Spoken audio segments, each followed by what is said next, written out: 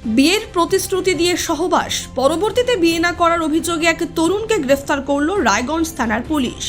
Police সূত্রে জানা গিয়েছে, ধৃতের নাম জ্যাকি সিল ওরফে জ্যাকি, বাড়ি রায়গঞ্জ থানার জগদীশপুর গ্রাম পঞ্চায়েতের রুনিয়া গ্রামে।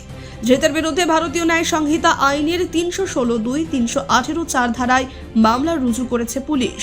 এদিন অর্থাৎ শুক্রবার ধৃতকে রায়গঞ্জ মুখ্য বিচার বিভাগীয় ম্যাজিস্ট্রেট আদালতে তোলা হলে বিচারক 14 দিনের জেল হেফাজতের নির্দেশ দেন।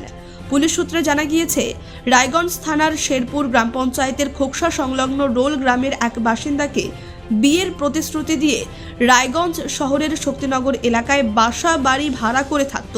চলতি মাসের 15 তারিখে ওই তরুণের অন্যত্র বিয়ে হওয়ার কথা ছিল।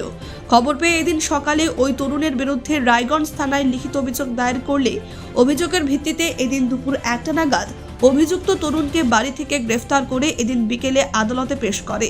এদিন বিকেল 5টা নাগাদ বিচারক জেল হেফাজতের নির্দেশ দেন।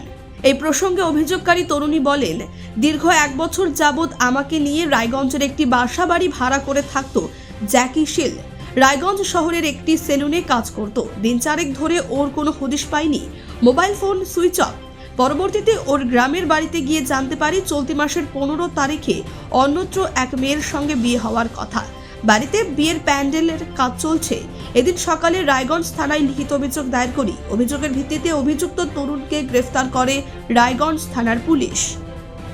রায়গঞ্জ থেকে বিথিকা পালের রিপোর্ট, কুলিক নিউজ।